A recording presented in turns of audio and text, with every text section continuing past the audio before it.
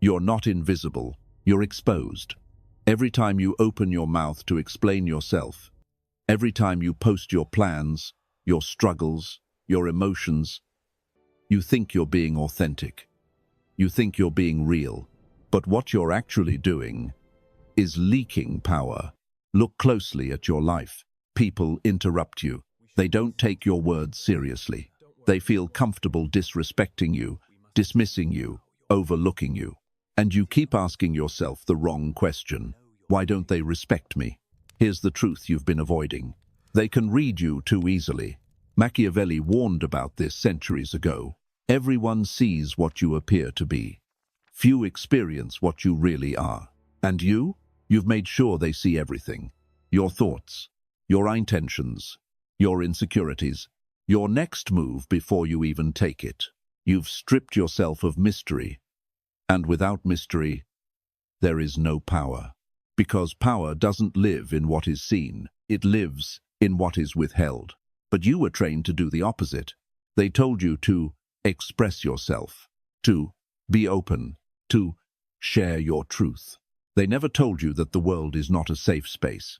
It's a hierarchy, a silent arena where people constantly scan for signals. Who is strong? Who is weak? Who can be used?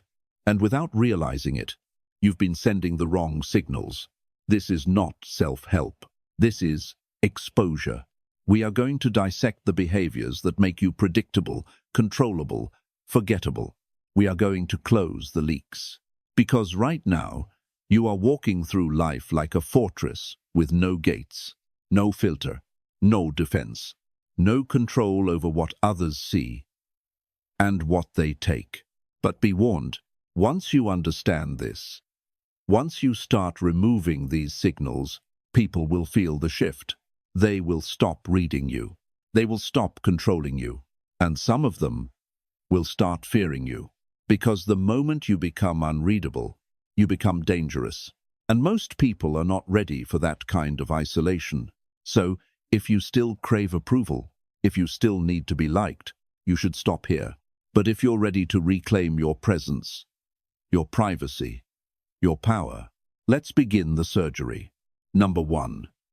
The broadcasting weakness. You think talking about your plans makes them real. You think saying it out loud makes you committed. I'm going to change. I'm starting next week. I have a big plan. No. What you're doing is sedating yourself. Because the moment you announce your intentions, your brain rewards you as if you've already done the work. A small hit of validation. A few nods. Maybe even admiration. And just like that, the fire dies. Machiavelli understood something you still ignore. The moment you reveal your next move, you surrender the element of control. Now people can anticipate you, doubt you, quietly hope you fail, and some will, not because they hate you, but because your potential makes them uncomfortable. So they watch, they wait, and if you stumble, they smile. This is why power moves in silence. The most dangerous person in any room is not the loud one making declarations. It's the one who says nothing and returns transformed. No warning, no performance, just results. Disappear, build in private, suffer in private, execute in private, then arrive. Unrecognizable. Because when you stop announcing your moves, something shifts. People can't predict you anymore. They can't prepare for you. And that uncertainty is power. Number 2. The victim frequency. Listen carefully. Every time you complain, you lower your status. I'm so tired. My life is unfair. They don't appreciate me. You think you're releasing pressure. You think you're being honest. But what people actually hear is something else. I have no control. I am overwhelmed. I am weak.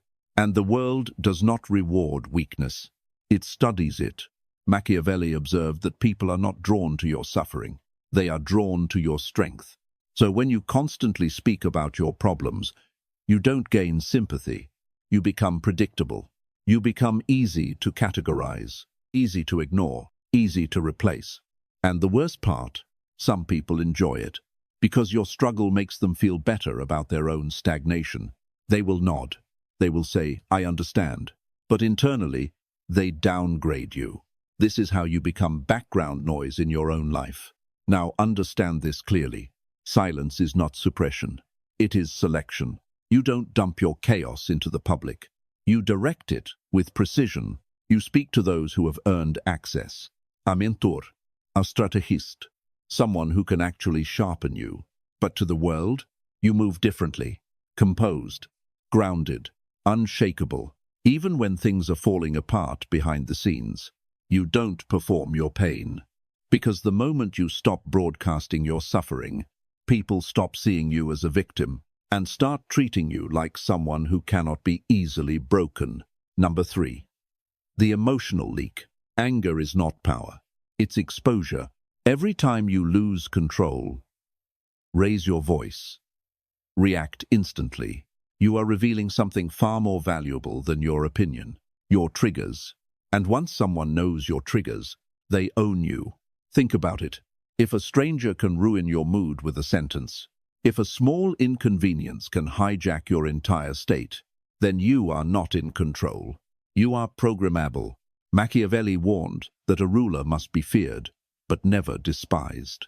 And nothing makes people lose respect for you faster than emotional instability. Because in that moment, you are no longer calculated. You are predictable. You become easy to provoke, easy to manipulate, easy to destroy.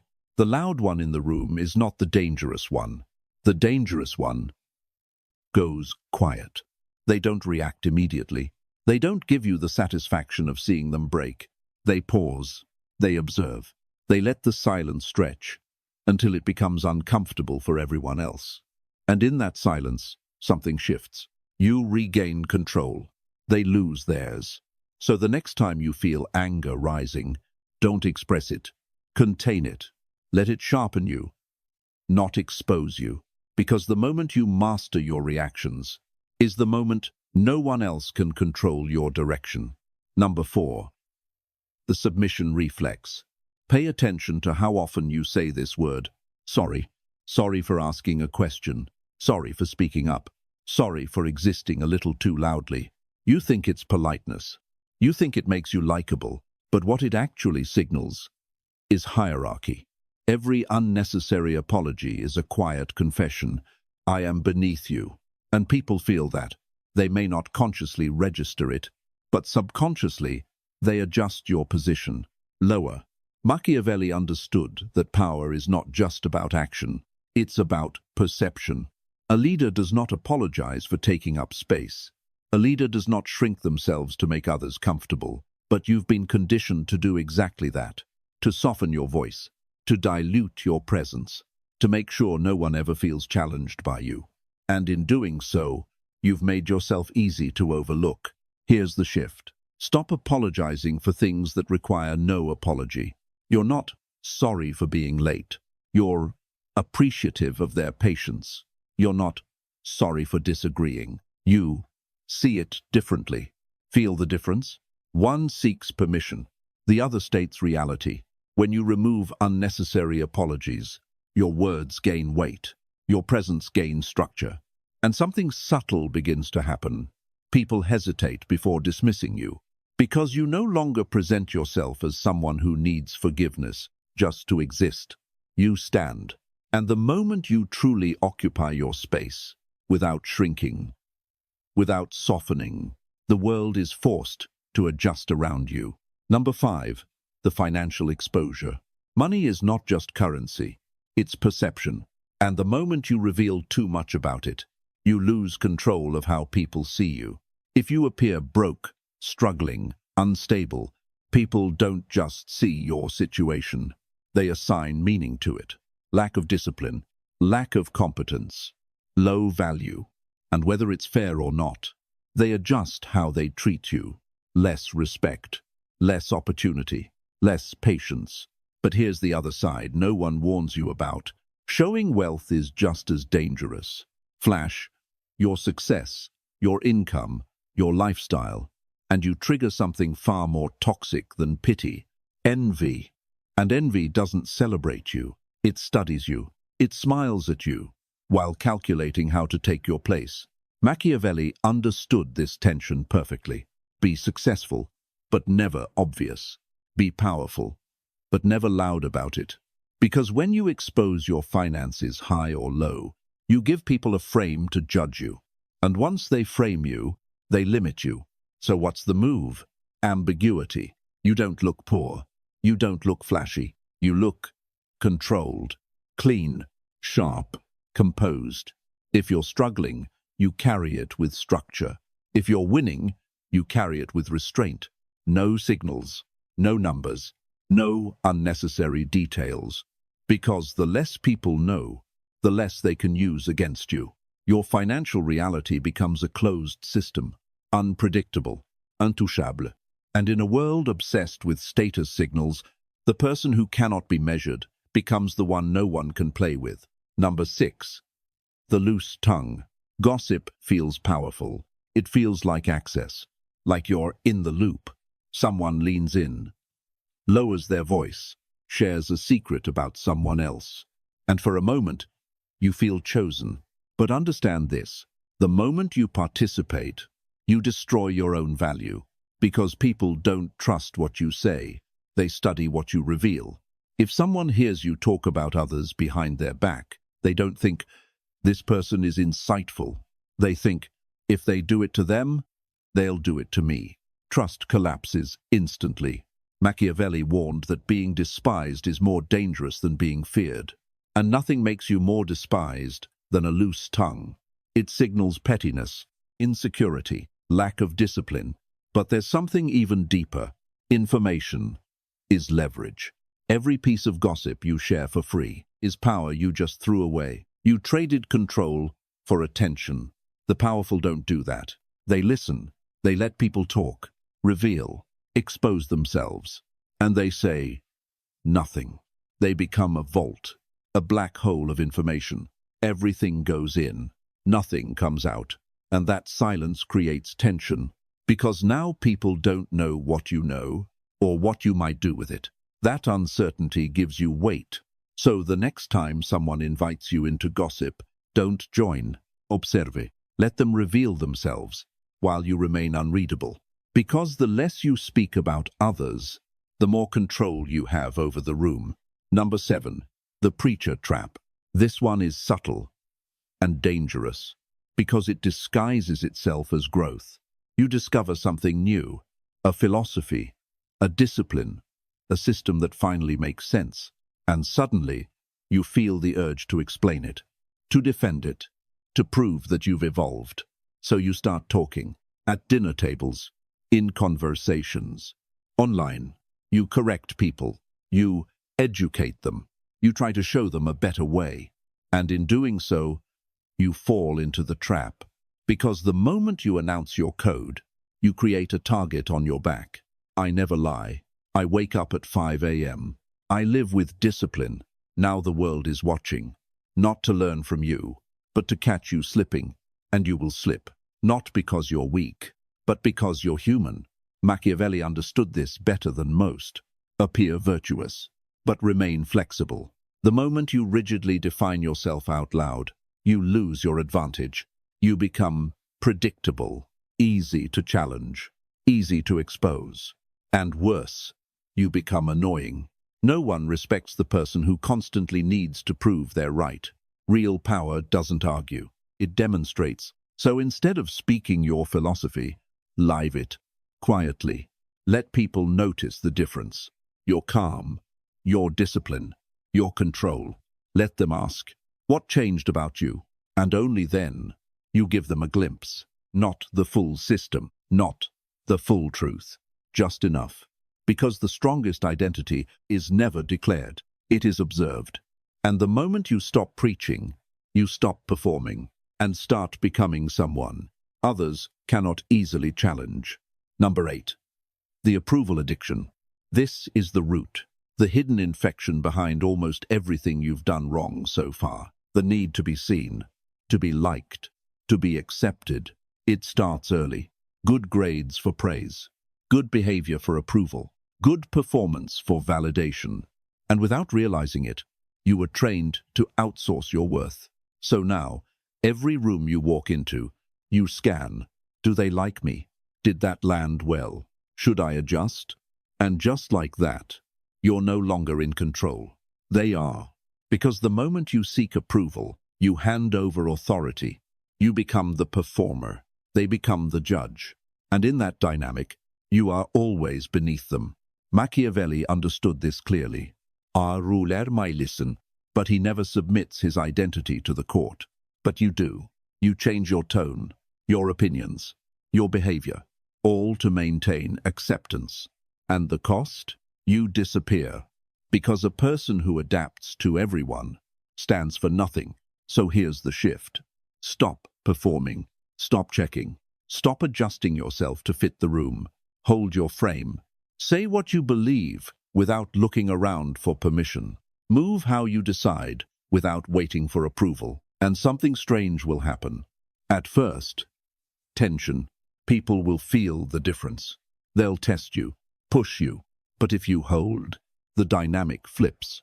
Now they start watching you, adjusting to you, trying to earn your approval. Because validation always flows upward. And the moment you no longer need it is the moment you rise above those who do. Number 9. The naked mind. This is where most people lose everything and still believe they're doing the right thing. You've been told that vulnerability is strength, that sharing your trauma makes you authentic, that exposing your wounds makes you human. But the world you live in is not a therapy room. It's a hierarchy. And in a hierarchy, exposure is risk. When you reveal your deepest insecurities, your fears, your past, your weak points, you're not creating connection. You're handing out blueprints. Blueprints of how to control you, how to hurt you, how to break you when it matters most. Machiavelli would call this a fatal mistake. Because people don't always use what you give them immediately. They store it, they wait, and when the moment comes, they strike exactly where you showed them it hurts. Understand this clearly. There is a difference between healing and displaying. You do not process your pain in public. You do not bleed in front of strangers. You do not walk into the world emotionally unarmored. You face your darkness in private. You confront your fears in silence.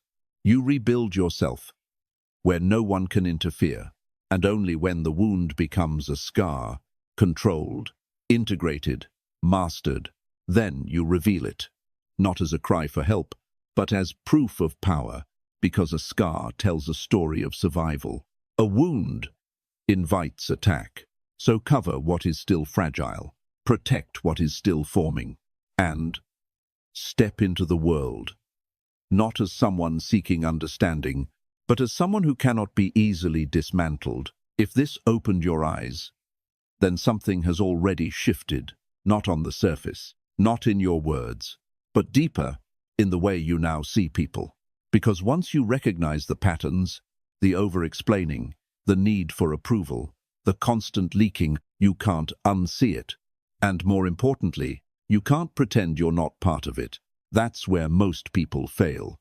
They see the truth, they feel it, and then they go right back to their old behaviors, back to talking too much, back to reacting too fast, back to giving themselves away piece by piece, just to feel accepted. They don't change. Not because they didn't understand, but because they didn't commit. So don't make that mistake. If this actually hit you, if you felt even a moment of clarity, then this is the line, right here. You either close this video and slowly return to the same patterns that keep you weak, predictable, and exposed, or you make a decision, a clean cut. Something ends today, not tomorrow, not when you're ready. Now, and here's how you prove it. Go into the comments and write it. One behavior you're done with. One version of yourself you are cutting off permanently. No vague answers. No excuses. Make it sharp. Make it real. Because the moment you put it into words, you remove your ability to hide from it. And understand this. Most people won't do it. They'll watch. They'll agree. They'll feel smart for a few minutes, and then disappear back into comfort. That's why they stay where they are. So if you're still here, you're already different. Now, act like it. Subscribe if you haven't. Not because you need more content, but because you need constant reminders of what most people are too afraid to face. Because out there, everyone is still playing the same game, seeking validation, giving away control, repeating the same patterns over and over again. And here, you learn to step outside of it, quietly, deliberately, without needing approval. Most will never reach that point. They don't have the discipline. They don't have the distance. But if you do, you won't need to announce it. People will feel it. In your silence, in your restraint, in the way you stop giving access for free. And that's when everything changes. Not loudly, not dramatically, but permanently. I'll see you where most people are afraid to look.